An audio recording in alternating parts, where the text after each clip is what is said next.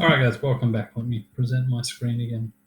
All right, so we're down to here, 1517. So we've got Martin Luther, who comes up with his 99 Thesis that essentially say that anyone can come into contact to God themselves through reading the Bible. Now, not only were Catholics priests selling indulgences, the Catholic priest was the only one that could read the Bible because it was written in Latin. And the Catholic priest at this time said that they were the only one that was essentially connected to God. The bishops, etc., were the higher ones. So if you were a lay person, just a normal person going to church, you really didn't understand what was going on. That doesn't really change in the Catholic Church up until about the 1950s, when we have Second Vatican Council II. So really almost 2,000 years after Jesus does a true Catholic actually get in touch with God on their own. Anyway, long story. So come down here, we get the split in our Reformation, and we have Lutheran and we have Calvinism. These are called the Protestant churches. The reason they're Protestants is they're protesting. And essentially, they're protesting against the Pope and the papacy that's happening up here. All right, let's continue on our timeline. Then we get to 1534. We have another Reformation that takes place here, and this is the Reformation in England. So the first, it was a Reformation in Europe. Now we've got a Reformation in England. What happens here is the church splits again, and it's due to King Henry VIII. Now, we know in pop culture that King Henry VIII murdered his wives, had 6 wives, and essentially couldn't have a son, so he wanted to divorce his wife. Genetics now say that it was King Henry that didn't carry the Y chromosome, but we can get into that later. But what happens here in reality is King Henry and the Pope were essentially fighting over power. The church, England had to pay money every year to the church, and King Henry had to be in a lower position of power than the Pope.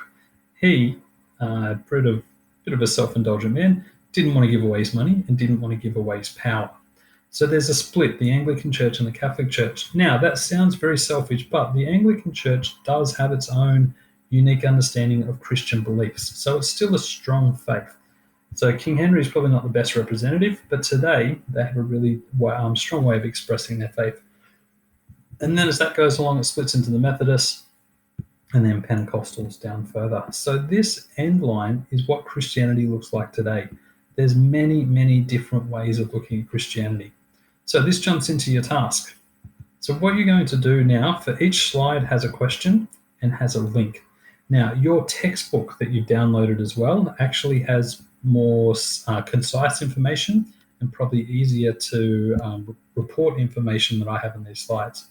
But the first thing you would do is, what is the Council of Jerusalem and why is it important? That's the council where Paul and Peter got together and made that real strong split away from Judaism. Next one, the Nicene Creed, and what are the key beliefs? So that's we believe in one God, the Father, Son, Almighty, etc. List down the key beliefs. The key beliefs in that statement that was written in the 3rd century are still the key beliefs of Christianity today, particularly Catholicism. Then, what is the Great Schism? So this was that split between Orthodox and Catholics over that idea and the Son. Then the Reformation is the 99 Thesis from Martin Luther, talked about the idea that any individual can connect to God himself. That's called sola fide, and you'll know that term next year when we look at Reformation and St. Paul. Then, here's the main part. What are the unique features of each denomination? So next year, when we're studying bioethics and marriage, we talk about them within the denominations. So what are the key features of Anglicanism? So there's high and low Anglicanism. One of the key features of Anglicanism is when you go to have the Eucharist, they see the Eucharist as a symbol. So for Catholics, we take the body and blood of Christ. For Anglicans, they take bread and wine as a symbol of God. Now, same belief, represented differently. What else is there? All right, Protestantism, that is the idea that's protesting against leadership and the Pope, and it's essentially saying that any individual can come to know God themselves through Scripture. Orthodoxy is very unique, looks very different to Christianity, and it was split in that idea of and the Son. So for Orthodoxy, there's very much iconography paintings that look at that idea of heaven. There's even a spot in the church